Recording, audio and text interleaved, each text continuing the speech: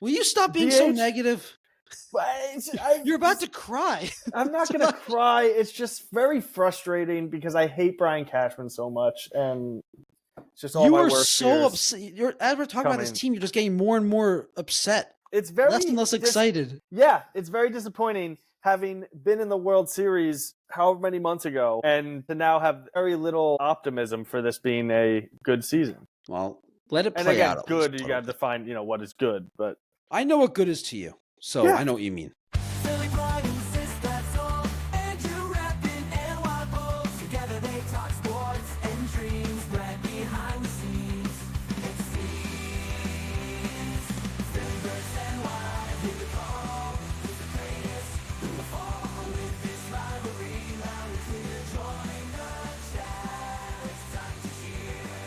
Sports and culture all in one. Catch the fire, feel the fun. Andrew Sistad, glad unite. Philly and Y in the spotlight.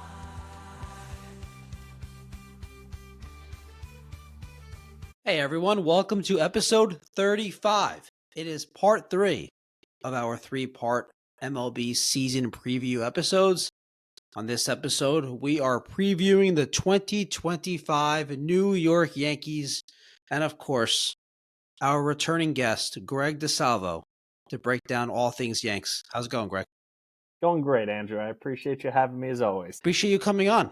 It's always a good time to break down the Yankees and say what's good, say what's bad, and give our 2 cents. I always look forward to it. You've become, when you were a kid, when you were young, I'm assuming you played, you had football with some friends, and there was an automatic QB? Yeah. Yeah. You're the automatic Yankee pod or Yankee episode. I'll take it. I'll take the title and run with it. So I'm flattered. Thank you. All right. First things first. Last season, Yankees 94-68, American League East champions, American League champions, and they lost in the World Series. I think you know that, right? Yes, that did happen. That definitely did happen. Lost 4-1, and the elimination game was one of the worst games as fans we've ever experienced. So now we turn the page hard to 2025. A much different roster, a really busy offseason. So we're going to get into the additions and departures.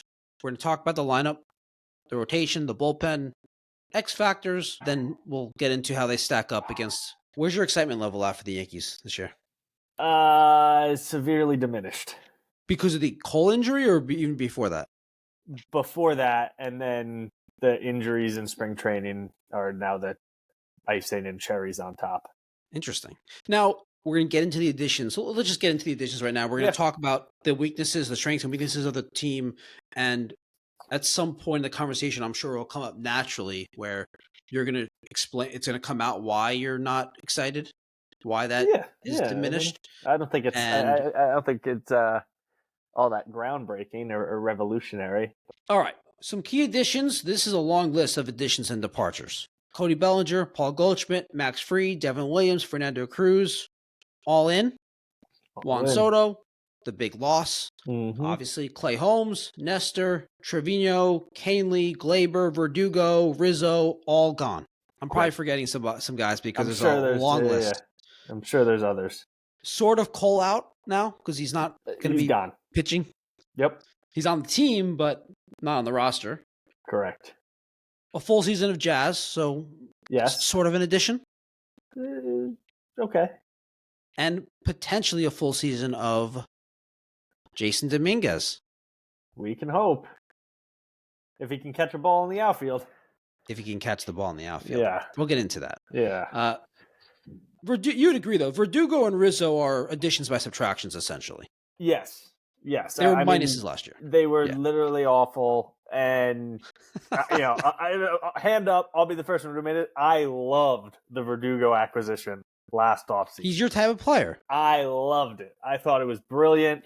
It didn't materialize. Like you said, addition by subtraction. If you can get slightly below average production from those two spots instead of significantly below average, then it should definitely help. It should definitely help with the loss of Soto. Yes. And then they're going to miss Gleyber's offense, but defensively at second base, it's a huge upgrade. But I actually think they're going to miss his offense significantly.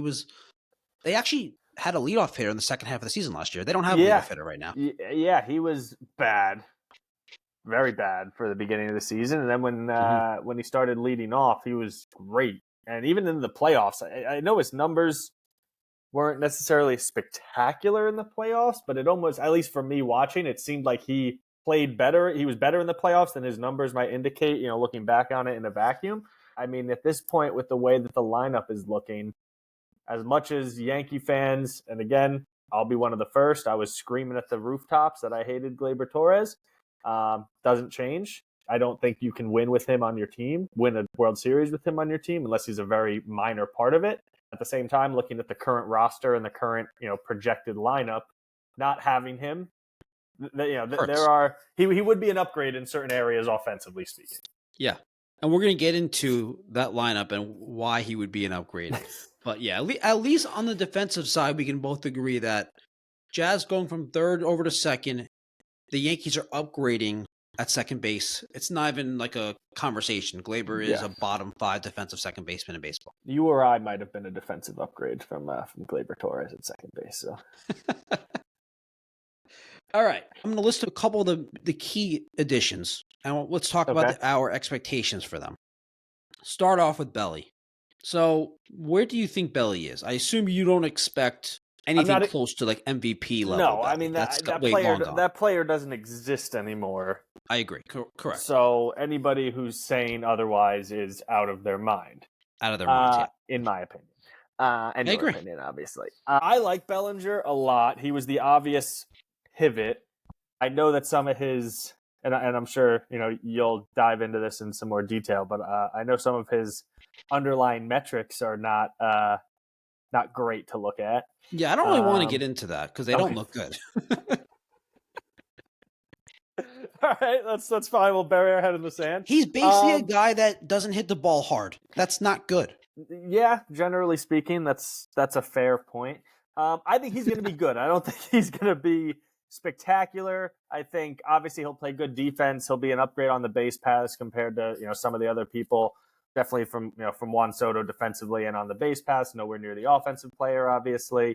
Theoretically, I know it's easy to say, he's going to benefit from the short porch because in theory, he's a lefty and 5 years ago he used to hit a bunch of home runs, but that's not really his game anymore. So I think he will slightly, but I don't think that's going to make a massive impact on his home run totals because he's not a fly ball to right field hitter anymore.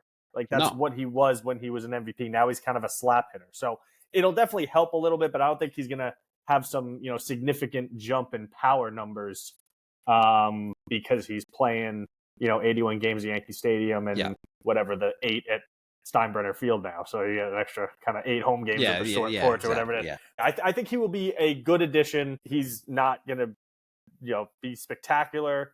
He's not going to fill Juan Soto's shoes single-handedly, but it was the very obvious and I think a good pivot, all things considered, this offseason. All right, I want to run through some potential outcomes and tell me what you think about this. First, though, I'm going to just start off by saying his 2021 season where he had a negative 1.5 WAR and a 47 WRC plus, so 53% below league average offense, negative 1.55 WAR. That can't happen. If that happens, Yankees aren't even close to the playoffs. Yeah, when you put it to that extent, absolutely. I would be terrible. Exactly. Yeah. I would push back that he can't be fine either. He has to be good. I'm not expecting him to be great, but this lineup isn't deep enough for him to be very super. He can't average. Be Verdugo last year. He has to be a lot better. But, Verdugo is kind of yeah. We're saying the same thing. He has to be a lot better. He has to be an above league average player, right? What was Verdugo's WRC last year? Oh God! You want to look it up, or you want me to? I don't actually know what the answer was to this. Is it even worth looking 83. up? 83. Yeah. What was this Weighted WAR? RC plus 83. Which WAR? Because there's 17 different WARs. Just give me F WAR. WAR. His regular WAR is his baseball reference is 0.08. That's fine. Baseball reference was fine. What was it? 0.08. Yeah, okay. And he played 150 games. So he just accumulated. Yeah. He's horrible. Yeah, that was, again, Didn't work was out. so bad. Thought it was anyway, but yeah. So he has to be better than Verdugo was last year. Obviously, he can't be the 2021 version where it looked like he was going to be out of the league in another year. But it's unrealistic to expect MVP 24-year-old Dodger Agreed. Cody Bellinger. All right. Would you be okay with a Bellinger season like last year? A 109 weighted runs created plus, slightly below average center field defense, and then well above average base running. And then when he plays first base, he plays that well above average. And then when he plays a corner outfield, he plays that well above average. All right, are you okay with that season? I am okay with that season, and this might get us off track here, but I have to say it as you're bringing it up. This is an open-ended question. What sense does it make to try to force Jason Dominguez into left field, where he's clearly not comfortable, to then play Bellinger at his worst of three positions? I just feel like we don't know if this is actually how they line up. From every report out of spring training and everything, They're playing Dominguez in left field. That's what now is. Are they just trying to get every rep for him possible, and are they just gonna pivot on opening day and just stick him in center field? So I don't understand the thought process behind. Oh, well, we can't play. For years we've heard about how you can't get this guy in left field because Yankee Stadium left field is impossible to play. It's a carnival out there.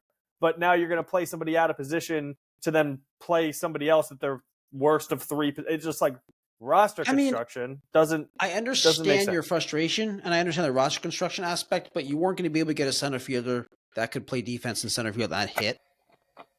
So I agree. The big picture, the long-term plan is they don't view, for whatever reason, whether it's the sprint speed, whether it's whatever metrics they're looking at, or whatever scouting reports they're looking at, they don't view Dominguez as a career center fielder. So if the goal is to get him to play left field, big picture, long-term, 10 years with the Yankees in left field, you got to stick with him. You got to keep putting him out there and give him the opportunity. You got to let him learn, adapt to left field. That's the obvious answer, I think.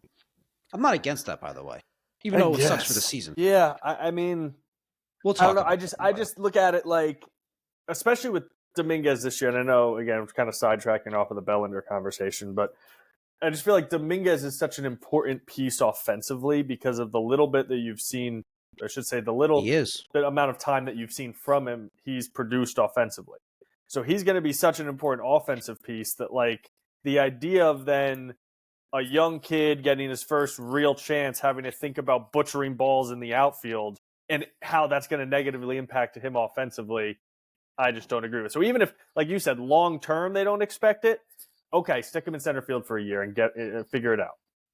And then we cross that bridge when we get there if he has to move to a corner outfielder as he gets older. Yeah, I mean, I don't want to get too far into this. I don't necessarily agree that they should put him in center field for the year and then move him around next year. I think they just put him in left field and let him be. I think that's a good long-term plan. Yeah, and it might be. I think he's going to be good.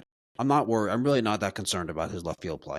Big picture I'm talking about. I'm not talking about like April and May of this season. Yeah. Okay. All right. So Bellinger, to circle all the way back, if he plays an average center field plus the flexibility, the positional flexibility that he provides, and is a slightly above average hitter, and you assume he's a good clubhouse guy, has won, you grew up around and the good game. Base running. Yeah, like if he does all that, I think that is what you would expect. Now, I'm sure plenty of Yankee fans would hear that and think he was awful because in their head they're getting, again, 5 years ago Cody Bellinger, who's a 45 home run guy MVP. But realistically, I think what we just outlined would be a success. All right. How about this one? This is leaning more positive, optimistic, probably less realistic. What if he completely changes his swing back to the uppercut, pull, fly ball that he used to do, that profile, because of his home park, and he puts up a 300 on base, which is obviously terrible, right? But he combines that with a 500 slug, 800 OPS, hits 35 homers, 115 RBIs. How do you feel? I don't know the answer to that. 28% K rate, just like like he's Joey Gallo. He's turning into fucking Joey Gallo, but not a pitcher. Better version of Joey. A better version of Joey Gallo when he was actually good for that 1 year. And still a hitter. Yeah. So like the reason, like on the surface, I would hate it. If I think a little bit more rationally about it, if that means he's hitting third and he's putting up 35 home runs behind Judge getting on at a 44% clip, like, is that the worst thing for this lineup? Probably not. Would hate to see it though, to be totally honest. I would just hate to see it. You'd rather that than 330 on base and 20 homers though, right? No, because at that point I'd probably lead him off. Okay. Which would you rather? You want him to turn back into? Oh, I want the 35. I want the slug. Yeah, give me the slug. Like I think you were kind of getting to my thought process. The Judge getting on base, 42% to 47% of the time ahead of him. Give me that slug. Yeah, it's not an awful. I don't expect that to happen. Like he was about to be out. He was about to be out of the league playing like that, and kind of reworked his entire swing and offensive approach into what he is now. That I don't see him drastic. Now again, there's probably realistically, is there a middle ground in there somewhere? Yeah, where it's early in the count he might be more aggressive, pull happy uppercut swing, and then kind of shortens up with 2 strikes or whatever, and takes more of that slap opposite field approach that he's done the last couple of years. I agree. So maybe there's kind of a hybrid in there. That's ideal. Yeah, which would wouldn't be the worst thing in the world. All right, so let's move on to the other big addition, at least in the lineup, because we don't want this to become the Cody Bellinger episode. Yes, true. So he was the big addition, though. Let's be honest. So yeah. Paul Goldschmidt replaces Anthony Rizzo, who was a disaster the last 2 seasons. Correct. Goldschmidt himself wasn't very good last year, although we would have loved his season. Fair. For the first base production the Yankees got. Fair.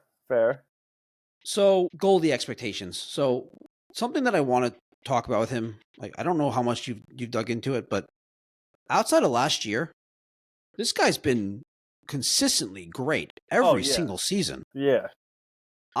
It's easy to look at the age and say, 37, coming off his worst season since his rookie year. The decline started. It could just be a fluky down season that baseball players have.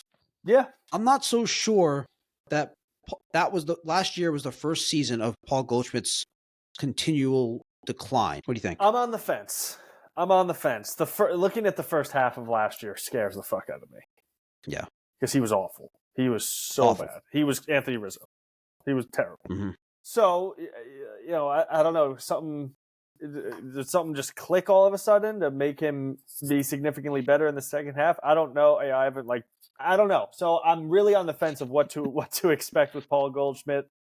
The projection models really like him. Like the projection models are really high in him. Zips, which takes in the 3 most recent seasons, obviously factors in the most recent season the most, plus some Baseball Savant metrics, underlying metrics as well. They're high in him. They're projecting for a 116 weighted runs created plus with a slash line of 250, 325, 437, and a 2.2 WAR. That's a good season if they get that. You'd sign up for that.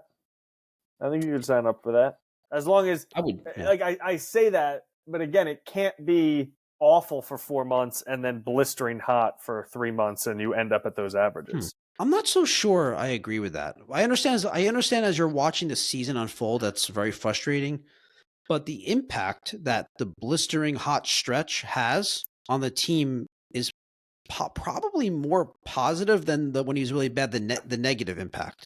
I would argue the opposite for this particular Yankees team because I think their lineup is so shallow. I see what you're saying. Okay.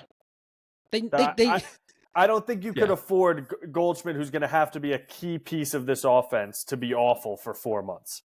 That's fair. I think that would 4 months is an season. Exaggeration, though. Also, sure, but you get the point. So I get your point, though, and I get your point that at the end of the day it evens out, and he's carrying 2 other people who are awful for that stretch.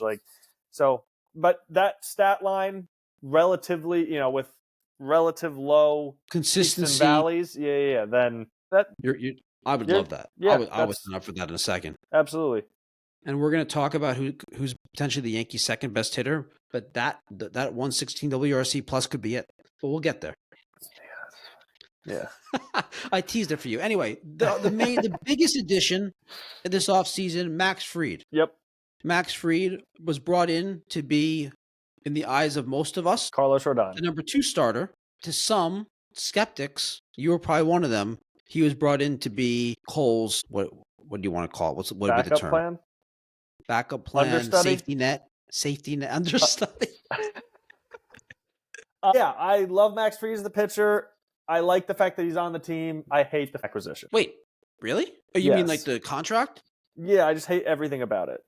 Because it's like, Oh, I see what you're saying. You hate how they, we didn't get Soto, let's just go get a pitcher. let's throw an 8-year deal at a pitcher to replace the 6-year deal that we gave a pitcher 2 years ago, 3 years ago, whatever it was at this point, to try to fix that mistake. Let's double down and do it again. I don't know. I get why you're looking at it that way, but I don't think it's a let's fix Rodon signing. It's not a let's fix Rodon signing. No, it's not a let's fix Rodon signing. It's a this Rodon contract and that signing was a mistake. So that doesn't mean that this. We now have that a doesn't mean. hole. Yeah, but just because you made a bad signing, the Rodon signing was clearly it looks bad right now. But just because you made a mistake doesn't mean like don't sign a pitcher to a long-term deal ever again. No, I'm not saying that. I'm saying that again. And we've talked about this on multiple episodes in the past. That roster construction and asset allocation is dog shit from this executive team. So yeah, we did talk about on the offseason preview episode. We talked about how both hesitant about the idea of we didn't know they lost Soto at the time, but if they lose Soto scenario that we planned together, we were hesitant to put so much money in 3 guys in the starting rotation. Yeah, and again, it's the reason I bring up the Rodon thing is because it's not about never giving a long-term deal to another pitcher. It's the fact that the $27 million a year that Rodon is making is supposed to be your number 2 starter. Okay. That was what he was signed for. But he's not that. But he's not that. So now you have to throw another $26 million at it a year. It seems like your problem isn't with the Fried signing, it's with the Rodon mistake. Well, yeah, that's the precipice of it. But they're not the same thing. But you're making them the same thing. No, because it is all connected. Yeah, when you're building a roster. Hold on. Yeah. Because if Rodon was the pitcher that you signed him to be, you wouldn't put $28 million, $26 million a year into Max Fried. So this offense that we're talking about, that 37-year-old Paul Goldschmidt is going to be the second best hitter of, you wouldn't be in that situation. I agree, but what you're doing is you're complaining about mistakes they've made. You're not talking about why you don't like the Max Fried signing. But it's connected because the Max Fried signing in a vacuum, I love. The Max Fried signing as part of building this entire Yankee team, I hate. And that's all connected. But the Rodon signing, that's already happened. That mistake was made. He's on the team. You're supposed to. The Fried signing is you can't go back and change that. So I don't really understand. Your problem with the Fried signing. It seems like I don't want to get too far into this because we're supposed to preview the team that they have, not the team that you wanted them to have. Okay. Hey. Very fair. Very fair. I really like Max Fried as a pitcher. He's going to be very good. Obviously, extremely important now that they don't have Cole. That's 2-1. I think that the money could have been spent better elsewhere. But as far as the player goes, great. Now that they don't have Cole, they really need Fried. Thank God that they have him. Like, don't get me wrong. It's a good signing. I still wouldn't go that far, but they especially now they need him on the roster, so it's a good thing they have him. Or this would be a very different. Moving on, conversation because we're a half hour in and we're still on the second segment. All right, Devin Williams, A+. 1 year, not a bad thing to say about it. Didn't want Nestor on the they traded. Who did they trade for him? Durbin, right? The prospect. Yeah, they gave up Durbin. Yeah. And anyway, so A+, plus. Wish he was here last year because then they wouldn't have had to go to Nestor Cortez out of the bullpen in the extra innings of the World Series. But, one more notch on Cashman's failed deadline belt. So Brewers fans would tell you that that's not that much better in a playoff game. Fair. Anyway, I love DW. He's awesome. What I like about Devin Williams is he has not only does he have the underlying metrics, not only does he have the stuff, but he has obviously the change, but he has years of proven results. Mm-hmm. That are backed up by the expected metrics and all the other underlying metrics. Yeah, he's phenomenal. You can't say anything bad about him. He walks guys. That's the only bad thing. relievers walk guys, and so as long as he doesn't face Pete Alonso with the bases loaded, he should be good. Yeah, no, I'm good with that, and then him and Weaver at the back end is very reliable. We'll get into the bullpen. We'll get into the bullpen more. Do we want to talk about Soto? I mean, obviously, no, we're gonna miss him. It sucks. Irreplaceable bat. Yankee fans trying to act like they're not gonna miss him are lying. Yeah, of course. Now the Yankees are gonna miss him. Yes, 100%. And that contract is probably going to be a abomination at some point. For the next 8 years, he's going to be elite offensively. So, 100%. I don't know how anyone could disagree with that. And now he's probably going to, in year 5 of that, he's probably going to be a full-time DH because he's not going to be able to, he's already a bad defender. So God knows what it's going to be. But he's especially what he did to that lineup, what he did to Judge. Is irreplaceable with one person. I think we talked about this in the offseason. Yeah, you can't just try to replace him, like for like. You can't. And the combination of Soto and Judge was so fun to watch on a daily basis. It sucks. Let's move on. That's it for additions and departures, right? I didn't miss anyone. I don't think anybody. Again, we touched on a couple other departures, but nothing. We're not going to talk about Gleyber and no, we already did actually. A little bit, yeah. I think we don't need to talk about Tommy Kahnle. I would have liked to see him come back, but that's all right. He was good in the playoffs. Reliable arm. I don't necessarily think you need to dump a bunch of money into the deadline. They can get him back. Middle relief guys. So I get it. Anyway, okay. Let's talk about the lineup. So overall thoughts. The lineup with Stanton healthy at least is deeper than last year. Probably fair, yeah. But we just talked about Soto, so it's not as good. The lineup's not as good. No, it's definitely not as good. Let's just get into the most fun question. Who's going to be the Yankees' second best hitter this year? I have no idea. If everything goes fantastic, it's Jason Dominguez. Wow. I don't agree with that. Really? Yeah. Wow. Best case scenario. Realistic case, you're talking about realistic case scenario. Right? Realistic. I don't know how realistic it actually is, but I don't think it's impossible. Let me reword that. The most optimal level within the range of realistic outcomes. Yeah. So basically, as far as the Yankees' second best hitter goes, Jason Dominguez has the highest ceiling this year. I think he's capable of, in that lineup, I think he's capable of putting up the best season out of anybody. Interesting. Now, that might be a 10% chance it happens versus somebody else's 50%, but I think his offensive production has the highest ceiling of anybody in that lineup, other than Judge, obviously. The thing that makes me hesitant to agree with you on that is just looking at rookies' production, like the best rookies' production over the last few seasons. I just pulled up Colton Cowser because he was probably the best offensive rookie, at least in the American League last year. Mm-hmm. And he was really good. Yeah. His weighted runs created plus was 120.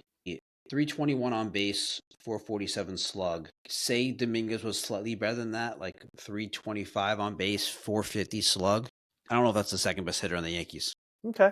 Who do you think it is or will be? That's a problem. Is anyone that you said I would be debating, disagreeing with? You could no answer. You could make an argument. Let's say you can make an argument for Jason Dominguez. You can make an argument for Paul Goldschmidt, as we just laid out. You can make an argument for Cody Bellinger. You could make an argument maybe for Jazz, probably for Jazz. And that's, yeah, I mean, I don't know if there's really many other arguments at this point. How about this way of looking at it? Who, and this is second best, so we're not talking about Judge here. Okay. Who are the best most recent season as a hitter out of everyone in the lineup outside of Judge? Paul Goldschmidt. Goldschmidt 2 years ago? Yeah.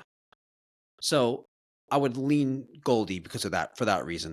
He is the most close to have done it. Poor choice of words. I worded that incorrectly. You see what I'm saying? He did it most recently. Fair. That's a very good point. That is a very fair point, which is horrifying for this lineup. Jazz has never played a full season in which basically Jazz's best weighted runs created plus season was 22, but he played in 60 games. So I'm going to discount that.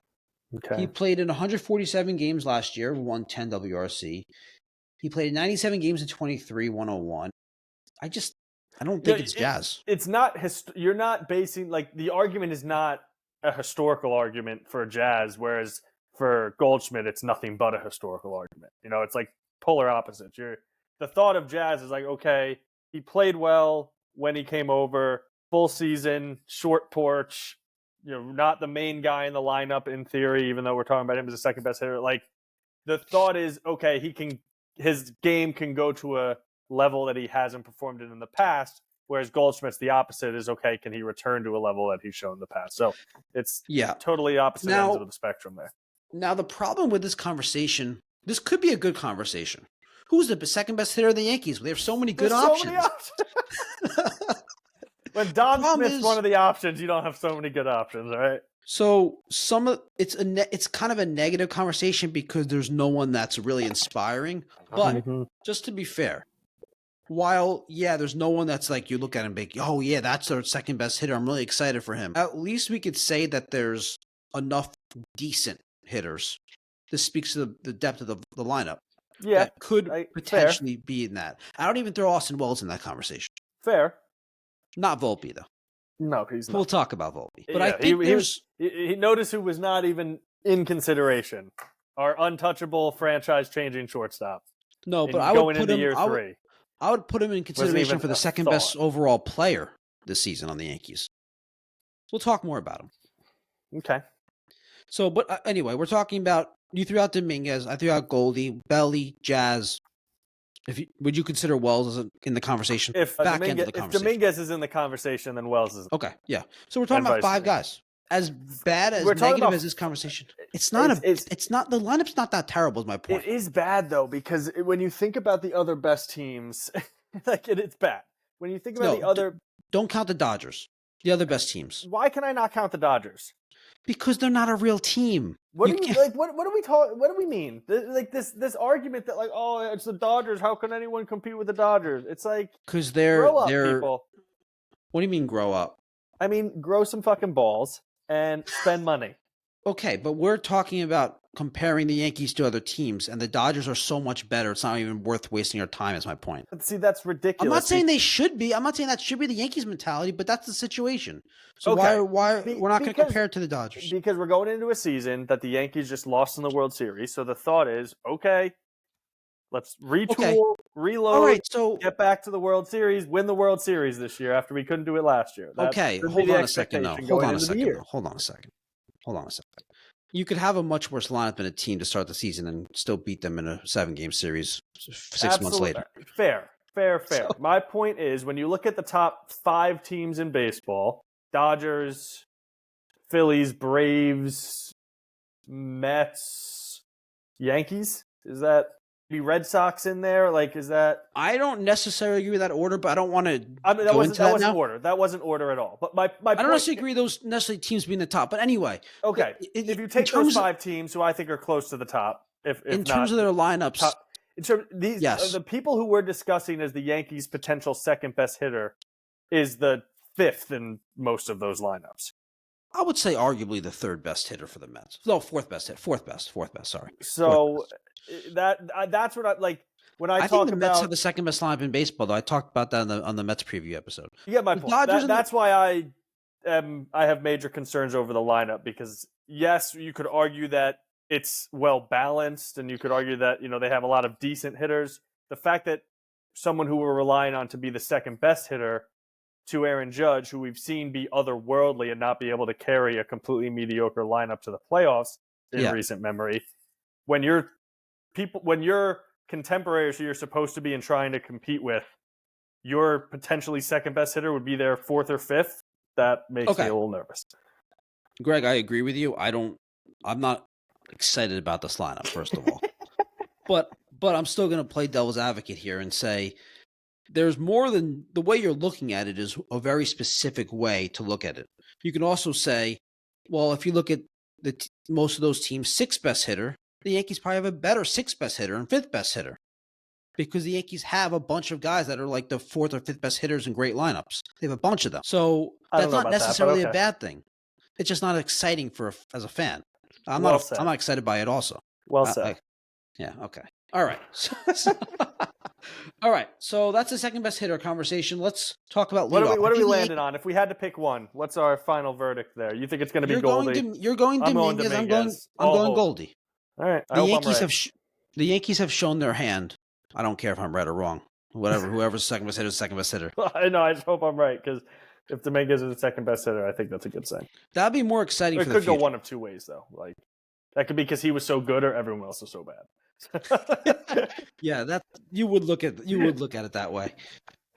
So the Yankees have shown their hand about this question. Who's leading off? Who would you lead off?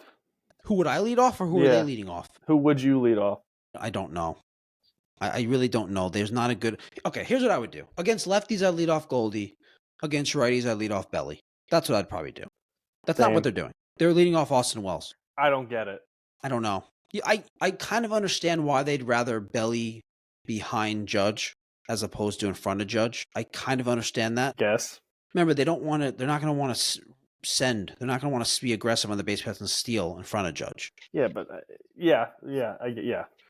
And Belly's a nice contact guy. You get Judge on base, Belly, bunch of singles. Hopefully. I would not lead off Jazz because he's a low OBP, aggressive type hitter. Yeah, no. And I want him stealing a lot.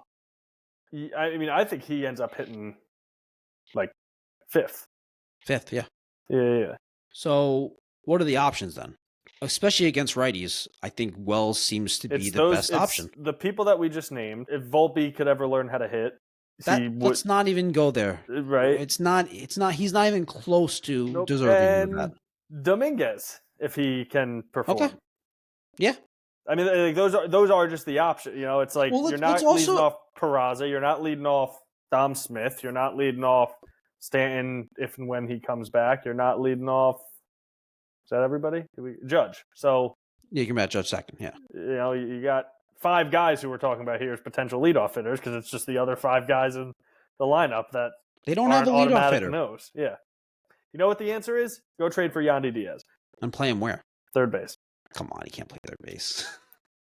He can't play 3rd base. You could DH him until Stanton gets back, but then someone else will probably be hurt by that time he comes back. Okay, great. Figure it out. I want Yandy. Yeah, I think we talked about him in the offseason episode. I'd love Yandy.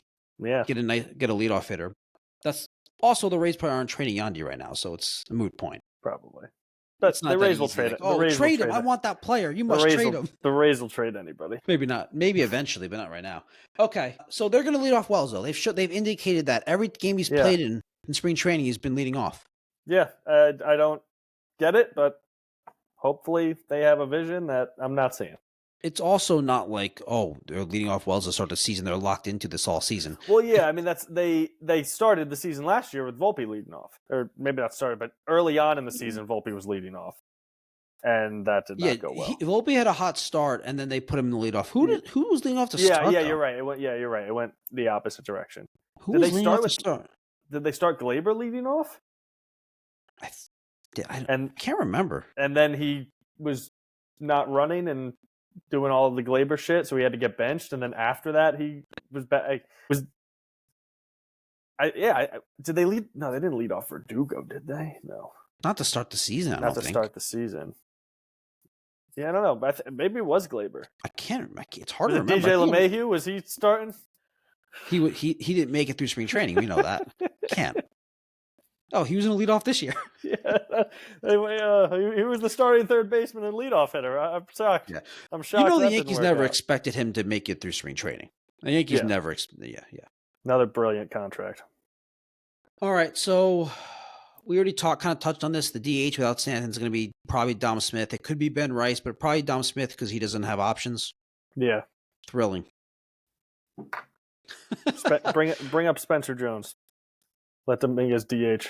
Hey, if he earns it, don't do that to start. But if he earns it, yeah, why not? Is Spencer Jones on the 40 man? I don't think he is. I don't think he is. Think so. I don't know if that's you figured that out. changing. Dom Jones, you DFA Dom Jones, Dom Smith, Dom Jones too. Yeah, make room. Don. Yeah, so it's that's what we're.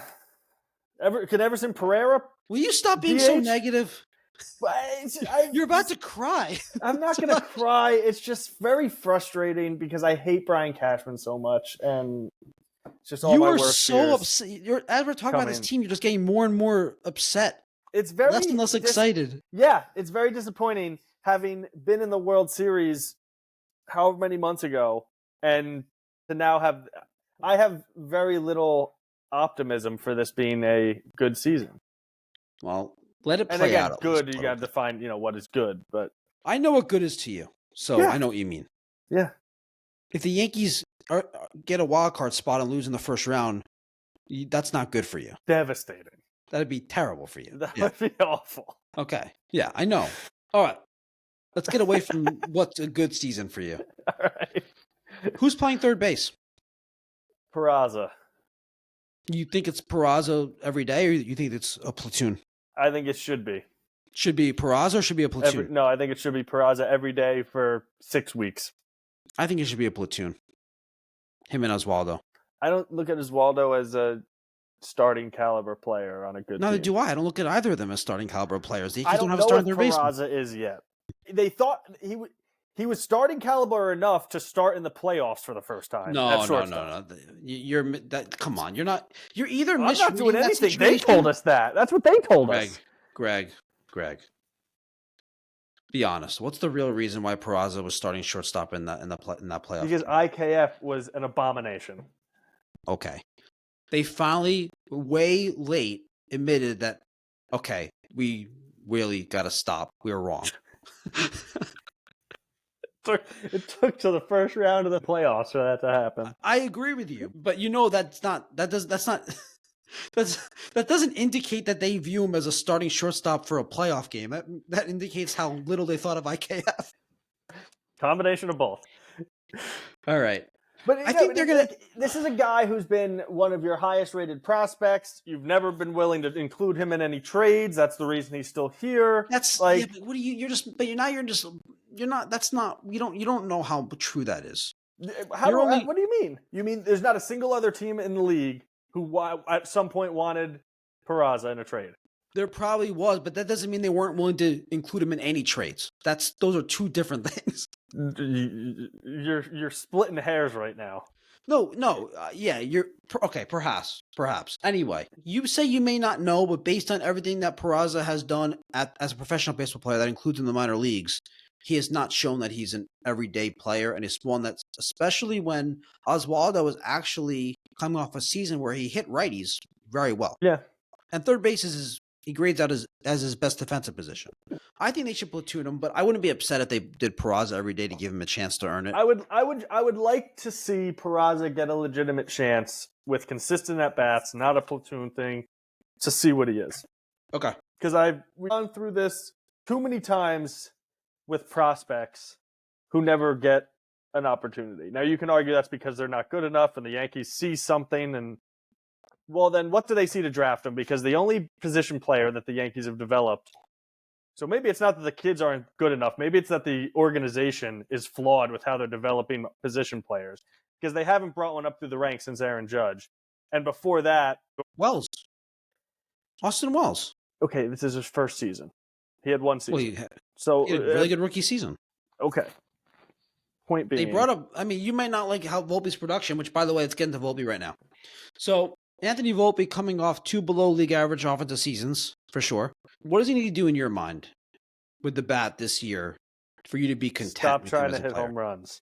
No, give me put a statistic on it. 270. Batting average. Yeah, which means he's going to have a 310 to 330 on base. If he had a 330 on base, I think I would be really happy with that. That would be wildly high because he was barely over 300 last year? Yeah, hitting 228, something like that, I think. That's what he ended up finishing with. No, I think he hit 240 last year. Anyway, I don't even care about batting average that much. I care more about the on-base being at least 330. Yeah, so, I mean, I would like to see him hit 270 with a call it 320, 325 on base. I don't want him slugging. I want him getting on base and he developing into somebody who could actually be a leadoff hitter. Because this idea of like, oh, well, you don't want people stealing in front of Judge. I agree to an extent, and then I just think it's a really flawed thinking because... No, I think I'd rather have the bottom of the lineup play small ball and the top of the lineup let Judge do his thing. Okay. They have a lot of speed, by the way. They could be a good... It's actually... They could go from a horrifyingly bad base running team to a pretty good base running team. I agree. One offseason, I agree. just with the people they're replacing. So that is one reason for optimism right there. There it is. All right, full season of Jazz. Steals and bunts. That's what we're going for. Full season of Jazz. What do you think? What are your expectations? And then also, what do you think about him at second base? It's his best position. He should be playing second base. I think he will have his best offensive year as a pro this year. It's just, what is that level that he can get to? Is it going from, the 110 WRC plus to 130, or is it, 110 to 112? And yeah, that's his best year, but he's still that's essentially the same thing in the margins of, what he's been. Yeah. But I like Jazz, and good pickup last year. I have my concerns with his profile. I don't really like the aggressive profile at all. I think you know that. I don't really believe in those hitters year to year. But his talent, his speed, his bat speed, his power, it's really off the charts. So the ceiling for him in any given year is a superstar level player. I mean, the ceiling is 5+ WAR. Now, I don't know if he's going to get that. I don't have a lot of confidence. I don't really rely on his profile to get there, but that is the ceiling. He could easily be their second best all-around player. He has that talent for sure. Oh, for sure. Yeah. All right. And yeah, you're right. Second base, it just seems that's the position he should be playing. We know the story, at least the reported story, is that Gleyber didn't really want to go over to third base. We didn't want to make him go over to third base. You don't believe that story? You think it's all made up? No, I think it's 100% true that Gleyber refused. Oh, I thought you'd think that Cashman's lying and No. I think that's 100% true that Gleyber refused to move position. And it makes sense in his free agent year. I don't necessarily blame him. The Yankees already moved him from second to short to second. Fair. So I get it. Yeah, no, I get it. So yeah, Jazz, kind of my argument with Dominguez, you could make the same thing for him, that like his ceiling as an offensive player, if everything clicks, is arguably even higher. It's probably even higher. So I actually had Dominguez on my player list next, but we already talked about him. Let's move on. Aaron Judge. I want to say one thing. I do want to say one thing on Jason Dominguez, though. Do it. About the outfield, center field, left field kind of conversations that we were having. Here we go again. I struggle taking... Now, this one you can't argue. Someone who's been an untouchable trade piece, refused to trade him anywhere, and then trying to play him in a position that he's not comfortable with. I think you have to let him play, get comfortable at the major league level, and then it's easier to shift positions once you've already had some established success.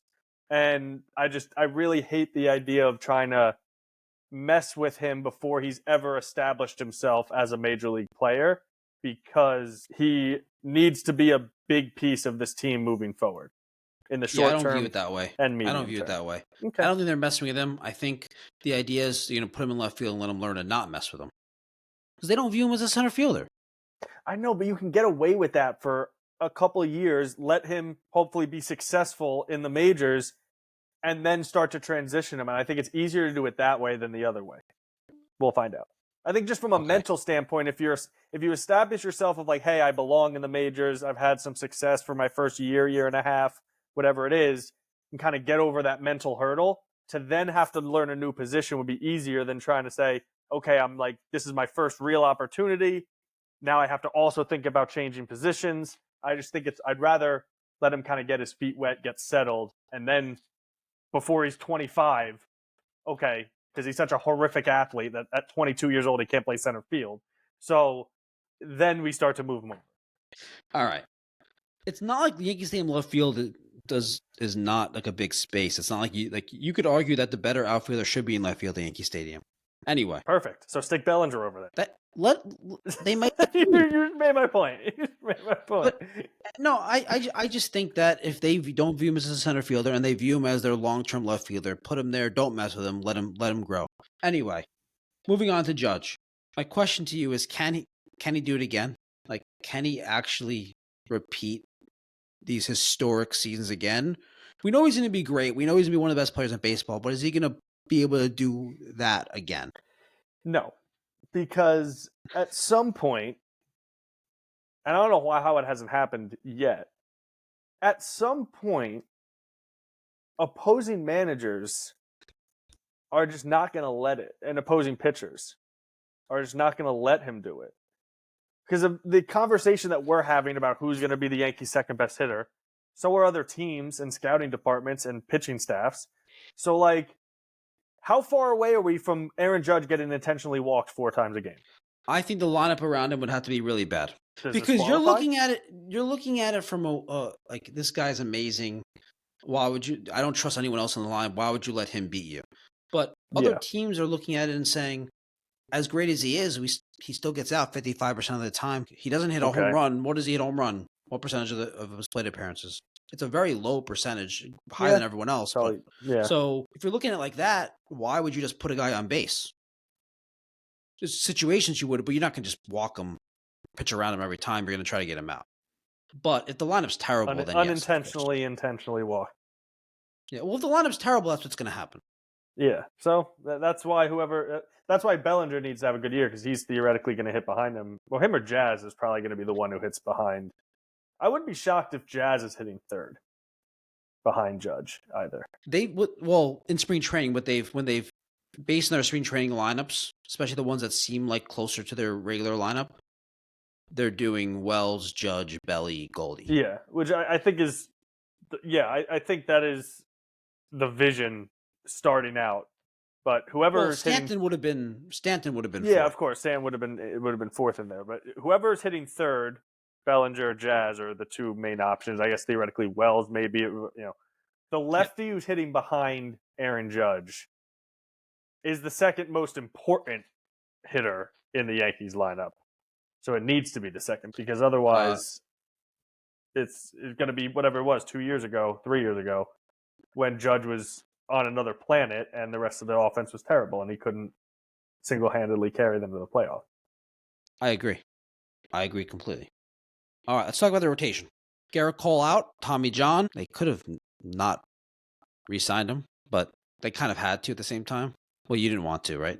I'm pretty sure I said this in our episode. If he opts out, let him walk and sign Corbin Burns. But he ended up essentially opting in. I don't know enough of the semantics of that. Okay, anyway, he's gone. Luis Heel, he's going to be out for a while. Be lucky to see him at the All-Star break. I agree. Yeah. So you got Max Fried. Rodon's starting opening day. I don't know if you saw that, but yeah, I did. Who really cares about the order of the rotation? Yeah. Fried, Rodon, Schmidt, Stroman, and then who's the 5th starter? Will Warren, Carlos Carrasco. It better be Will Warren. You know why they would do Carrasco, though. Yep. Okay. For those of you that don't know, it's a contractual situation. It's Carrasco doesn't have options. They would have to DFA him, and Will Warren does. So you can have both in the organization. They're gonna start the year with Cookie Carrasco to keep the extra arm, which isn't the worst thing in the world. It makes sense. You kind of have to do that. It makes sense. Yeah. Even though I agree, I would prefer Will Warren. He's actually looked pretty good in spring, and you hope Clark Schmidt is fine. But Boone was talking about it today on the broadcast, and they were, it's not a given that he's out of the woods here or is going to not start the season on the IL, even if it's, looking like it would be a short-term stint. So he threw a bullpen today. Seemed like it was fine. I think he's supposed to pitch tomorrow, maybe, or throw again tomorrow, I think. But Boone basically said, if he does make his, first scheduled start, like the first week of April, it's going to be at a point where he can throw 50 pitches. He's still getting ramped up. So that's fine though. That's fine. I'm not really concerned about one time around. I'm not really concerned. No. I'm fine with that. I just am saying Clark Schmidt needs to stay healthy. You can't. You're not. the fact of where he is right in the position he's in right now doesn't give you a lot of confidence that he's in a lot of trust. Yeah, I got that. So the thing about the pitching, about their starting rotation is, look, they have 2 injuries. They have Cole and Heel. Most teams' rotations aren't going to be in a good spot when you lose 2 guys like that. But it's still pretty good. But the problem is they built this team, once they lost Soto, around run prevention, having this great rotation and having this great pitching staff. And it's no longer this elite pitching staff. That's really the concern. Yes, agreed. So with the lineup problems that we already talked about, now you have a good rotation, but not great. That's concerning. Yeah, it is. I mean, that was the pivot. That was they showed us what the pivot was, to immediately sign Max Fried, to go, hey, we're not going to replace, which we both agreed with in the preview. So don't get me wrong. It's, hey, we're not going to replace the offensive production of Soto with 1 or 2 guys. We kind of have to remake the team overall, better defensively, base running. Yeah, so I get the vision, but like you said, the vision's reliant on having 3 top line starters, and now they're down to 1 for the foreseeable future. I agree. I didn't really expect Heel to be a top line starter this year. I was expecting a regression, but either way, I was expecting him to be a very good major league starter. And then obviously the Cole injury is just terrible. Yeah, it is. Because Cole's just so reliable year to year. Yeah, he was. And, unfortunately last year with the elbow stuff, it was just kind of a ticking time bomb. So, yeah, I mean, at his age, and he's never had the elbow injury. So, yeah. Exactly. It was going to happen. It was just, I was hoping it was next year. And then next year you were going to hope it was the following year. Well, no, yeah, but, so. And then, anyway. All right, bullpen. So let's talk usage leverage situations. Obviously, DW is going to be the saves guy, closer. Yep. Luke Weaver's clearly the number 2 guy. Yep. Probably will be used not just as an 8th inning guy, right? No, Boone is. Yeah, they typically will bring in their second reliever in various innings, depending on situation. So I expect that to be Luke Weaver as well. So after those 2, which is, you agree, it's a really, you're happy with those top 2 guys. Of course. Yeah. Who's their third best reliever? Who's coming in that high leverage situation in the 6th inning? Ian Hamilton. So Ian Hamilton, I think, had some sort of injury. I don't know if he's back. Yeah, I don't think he's even healthy right now. Jake Cousins? Maybe, I guess. Tim Hill? I don't think he's, well, he's the lefty specialist. Yeah, exactly. Loizaga will be back. Expected to be back at some point. I wouldn't say will. Matzik, I think, is Matzik hurt too? I don't think so. I think he came. I saw he was dealing with something. I don't know if he came back and he's fine. I don't remember. Maybe back tightness or something. I mean, still, he hasn't pitched in 2 years? Yeah. So, and then Fernando Cruz, who I love, by the way. Fernando Cruz. Okay. Yeah, we did talk about him when they got him. I'm a huge Cruz, big K guy. If they can harness him slightly, then he was brought in, I would say, to be that guy because he has the stuff for it, and they don't have a ton of other options that stand out above the pack. And he has walk issues and then home run issues. Yeah, but his K ratios are crazy. Yeah, his swing and miss ratios, his chase rates, all of that's great. So there's something there. There's a really dominant reliever there. Yes, Matt Blake. And to Matt Blake's credit, he's been able to pull those guys out more often than not. So hopefully he can do it again. And then I think Jake Cousins against. I was going to say Jake Cousins against righties. I kind of trust him with his slider against righties, just not against lefties. Yeah, for a team that's trying to be built on pitching, again, having a conversation of who the hell's our third best reliever leaves a lot to be desired. I agree. It does. But that being said, you do have confidence in the bullpen. One of these guys will step up and be really good as a number 3 guy or someone we don't even know of yet. Yeah, and you can always find arms, as weird as, because they are always traded, and you can always find bullpen arms for sure. So that's the least of my worries. I'm with you. All right. X factors. Want to get into X factors? I think you kind of already mentioned your X factor. Do you know what you said? Dominguez, is that what you're...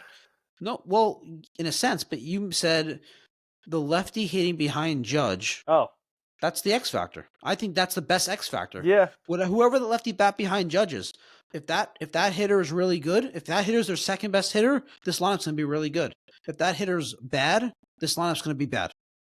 Yeah, that's actually pretty well summed up right there. I think that's what it is. Yeah, all right. I had noted Belly Goldy as like a combo. Can they combine to produce Soto's production? But yeah, I don't. You could say the same thing with like the Jazz and Dominguez conversation we were having earlier. Like, can either of them? And let's take Dominguez out for a second because, like you said, rookies. How realistic is it? But like, if you take Jazz, like, can he reach his ceiling now that he's not in Miami and has a full season? Yada yada. Like, can he get to that kind of raw talent that he flashes over the course of a full season? Where if he can, like you said, he could be elite. So that could be an X factor, but it goes hand in hand with if he's that player, he's going to hit behind Judge. So it kind of two birds, one stone. Yeah. Okay. Let's move on. Let's talk about how they stack up in the AL East and the AL. And Greg, dude, I did not say MLB. All right. Okay, the AL stinks. There you go. The American League sucks. The American League fucking stinks, dude. Seriously though, the Orioles are good. I don't think they're great. The Red Sox are good. I don't think they're great. Yeah. The Jays are. Jays. Who cares? The Rays. The Rays are not good. Not anymore. They had their little run there. In the Central, we know the White Sox are horrible. The Tigers are up and coming, but they're not good. The Twins they're are not there yet. Meh. The Twins. In the West, the Astros have continued to lose players. They lost Tucker. They lost Bregman. Yep. Kind of out on them. The Mariners. Rangers bounce back. The Rangers are good. I like Texas. The Rangers and the Rangers and the Mariners have potential to be good. The Mariners a little bit less, but if they could just hit at all. Exactly, yeah. At all. But I know. What would a Mariners podcast be talking about right now on as far as the lineup preview heading into the season? They'd be talking about how they need Julio Rodriguez to be a superstar, not this good player he's been. Yeah. Last couple years. Yeah. So but the American League stinks. Texas could be very good. The Red Sox have a chance to be very good.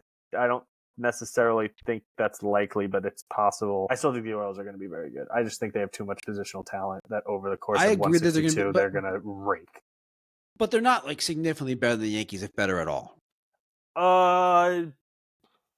It's a toss-up, sure. I think you could flip a coin on the Red Sox, Orioles, and Yankees for who's the best out of those three teams. I think they're all neck and neck. I agree. And Fangraphs Projections agrees with that too. So. Yeah. I would take the Orioles. If I had to pick one team, I would take the Orioles just because I think that their offense is going to be elite and they'll be able to just outmatch their slight lack of pitching. They moved the left field wall in again. Because they moved it out and now they moved it back in a little bit. Well, they moved it too far out and too high, so then they changed it. And now they changed it again. Okay. They moved it in. So they're just going to rake. And the Red Sox, like if Walker Buehler is very good, they should be pretty good. They should be very good.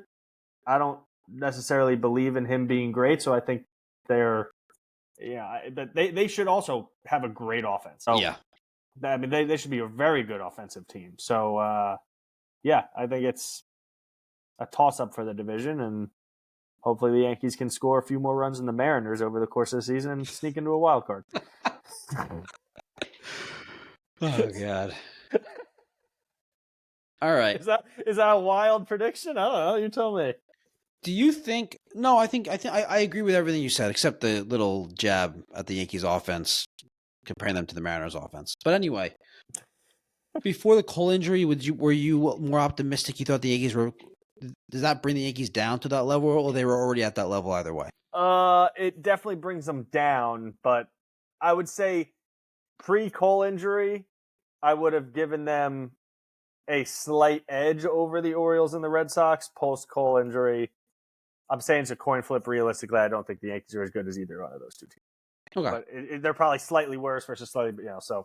All right. You got any bold predictions, hot takes? Other than you have a lot of hot takes. Give me an optimistic one. Oh, okay. Okay, then that's not what I was favorable one. A favorable one. Jason Dominguez, top 3 AL Rookie of the Year. Okay. Yeah, Put I like all it. my eggs in the Jason Dominguez basket here. I think there's a pretty good chance of that. All right, you ready for mine? What do You're you going to got? love this one. If this happens, you're going to love it.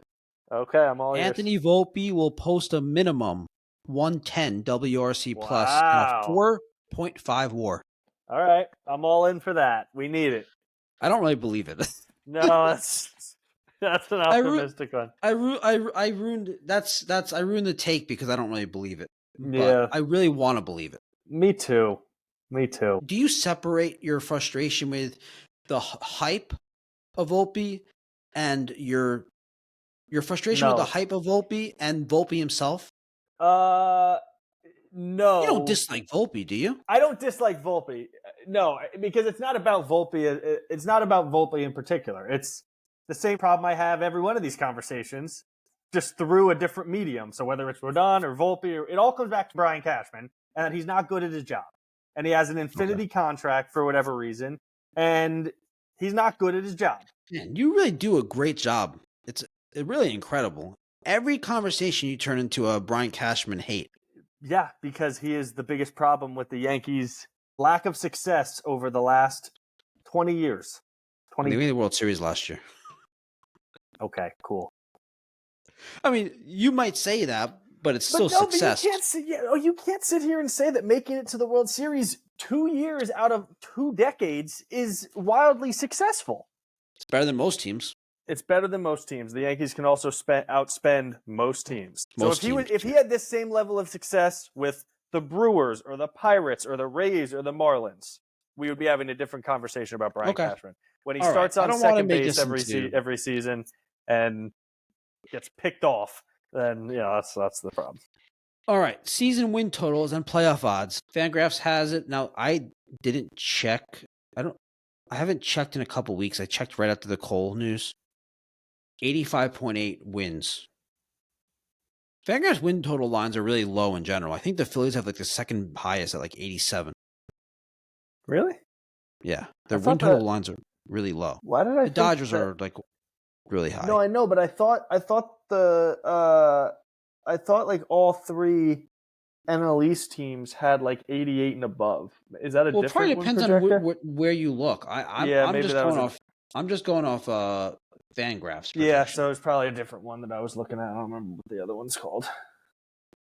I thought they were like 88, 90, and 91 or something for those 3 teams. So I'm on it right now. It says the Yankees projected win total 85.7, winning the division 30.5%, making the playoffs 62.4%, and winning the World Series 5.6%. The Red Sox are at 24% to win the division, and then the Orioles are at 18%. Okay, so they still got them as the favorites for whatever that's worth. For you, it's not worth anything. In the Greg Disalvo projections, they are third. No, I was going to say, I would have said 85 wins is kind of like, the ballpark. That's low. If they won 85 games, I would consider that a really, really bad season. Get ready. Enjoy it while you can, but... Nah, they're going to win 92, 93. Oh, they're not winning 90. I think you're way too down. You're overly down on this team. I don't think so. I hope I'm wrong. But you acknowledge that the rest of the American League isn't good. So yeah, the rest of the American League is bad. So if they're better than those teams, then they have to win games against teams that are worse than them, right? There's a lot of interleague play now. But against how many teams in the National League are better than them? Dodgers and then who else? 4 off the top of my head. Phillies, Braves. Oh, you think that you're like really high in the Mets, aren't you? I'm not really high on the Mets. I think over the course of a season, the Mets will win more games because they're so much better offensively. I think regular season offense wins. We're recording this episode before we posted our Phillies season preview episode and our Mets season preview episodes. But you're going to see those as they come out, and you got to watch the Mets one. Okay. All right, I'm looking forward to it. I have some takes on the Mets. All right, I'm looking forward to it. All right, let's get into subscriber questions to wrap up the episode. All right, what do we got? At Bruce Marks, what are we doing at third base? Well, we already talked about this, but I guess let's dig in a little bit more. So we talked about you want to do Peraza as, correct me if I'm wrong or misunderstanding, you want Peraza to be the everyday third baseman for at least the first 6 weeks, give him a chance to either prove one way or the other if he's a real major league player or not. Correct. Maybe 6 weeks is slightly long, but I think that's whatever. Give or Exactly, take. it's fine. And then I'm all for the Oswaldo and Oswald platoon. Yeah. Righty lefty platoon. Yep. Different now. Let's go in a little bit deeper. Post trade deadline, who is playing third base for the Yankees? Yandy Diaz. Stop! He's not a third baseman. Come on. He could butcher third base. Oh God. I don't know. I just hope it's not Arenado. I want nothing to do with Let me get a little more general with that question. Will it be someone that's not currently on the roster?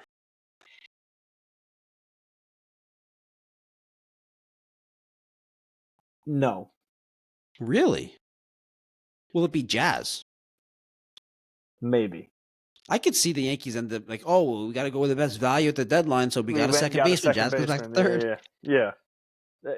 I'm just trying to think, like, are there a bunch of really impactful infielders that are going to get moved this year? I mean, there always are, so it's tough to say.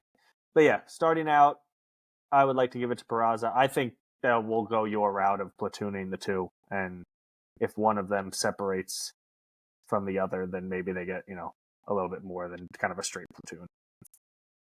And we'll see. I think so. You think Vivas gets any time at all? Probably not. Yeah. I have a guy outside the organization. Alex Bregman? If only he was available for a 1-year deal. Yohan Moncada. Okay.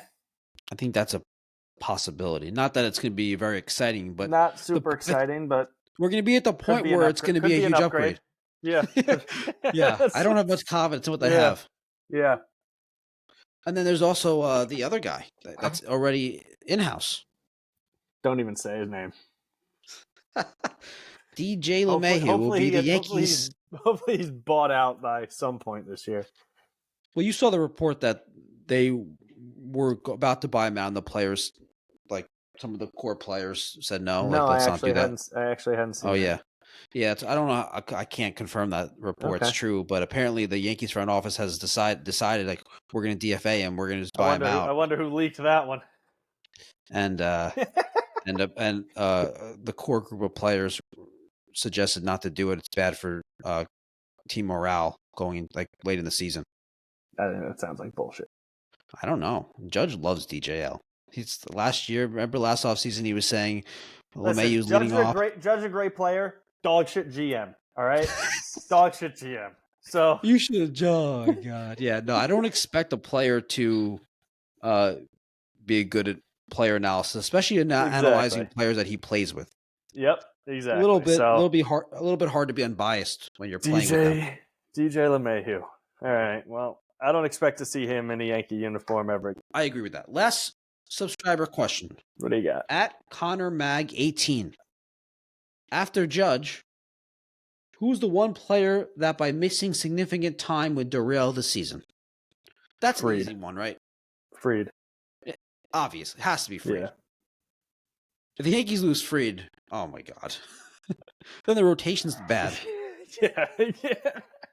Yeah, it's Fried. I'm trying to make an argument for Devin Williams, but it would just be making a case of somebody other than Fried, but Fried's the obvious answer.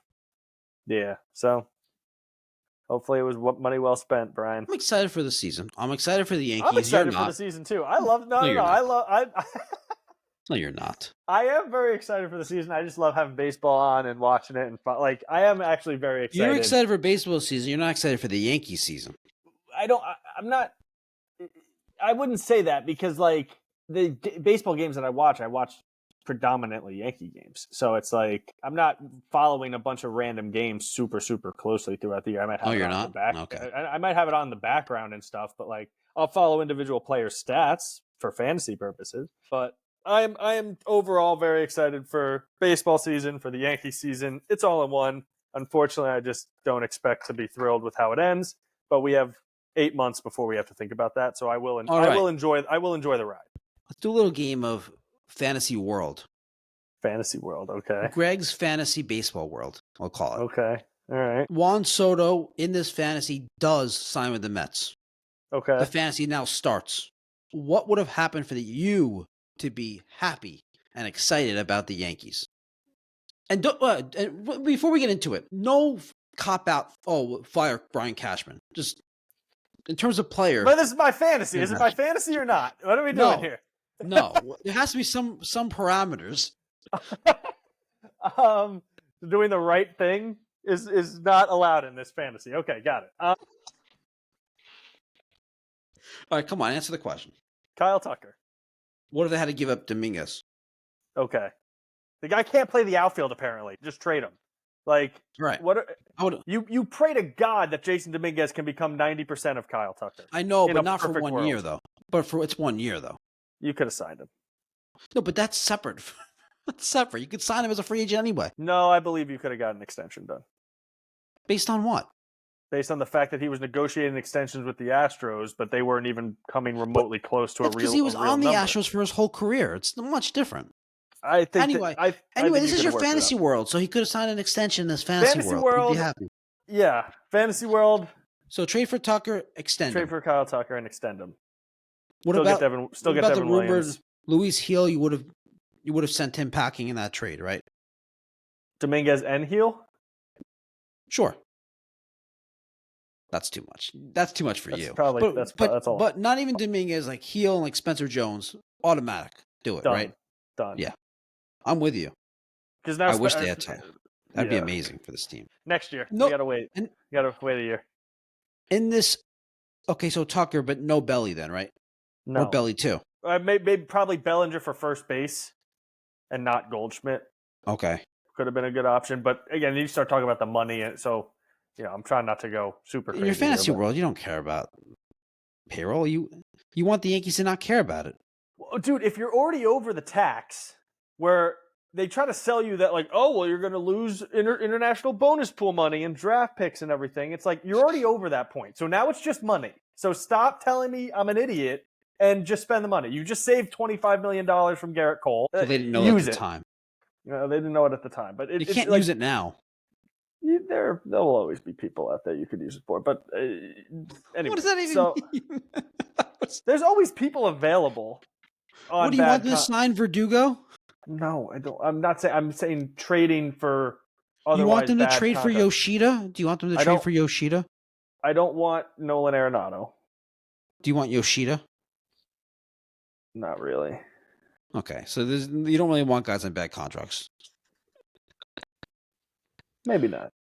But maybe they're bad contracts, but just like But I'm sorry for ruining I ruined your fantasy world. Yeah, this was a terrible fantasy world. Let's be totally honest. I couldn't even fire the guy. It was awful. So, but the point is that once they lost Soto, you weren't going to be happy either way. I would have been happy. They got Tucker. Yep. Like it was unreal. He got traded. It's not if like they got Fried, Belly, and Tucker. You'd be really happy. I would have felt much better going into the season. That was Devin Williams in there. Oh yeah. They did what they did, except no Goldy, and they got. Instead of Goldschmidt, they got Kyle Tucker. Yeah. I think I would feel significantly better about the season. I think they'd be hands down the second best team in baseball if they did that. Not even close. Because that'd be better, actually. They would be better than they were last year. Like, is Kyle Tucker Juan Soto offensively? No, but he's pretty damn close. Yeah. He's so good. So we just got to wait a year. We'll be doing this again next year, talking about Kyle Tucker hitting 3, playing right field. Very good chance. Or center field. Any last thoughts? Anything that we missed in terms of the topics, the segments? No, I don't think so. I hope I'm wrong about a lot of things. I'm going to enjoy the ride, and we'll get to a couple games. I think this year we'll have to pick some dates. Let's do it. Alrighty. All right, Greg. Thanks for joining. Always a pleasure. Always enjoy it. Everyone, thanks for tuning in. Please give us a like, subscribe. We'll see you next time.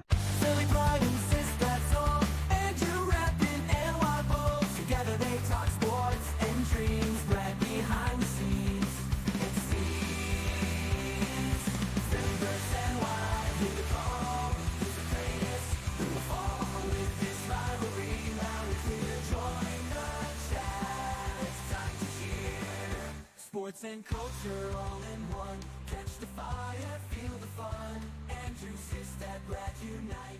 Philly and Y in the spotlight.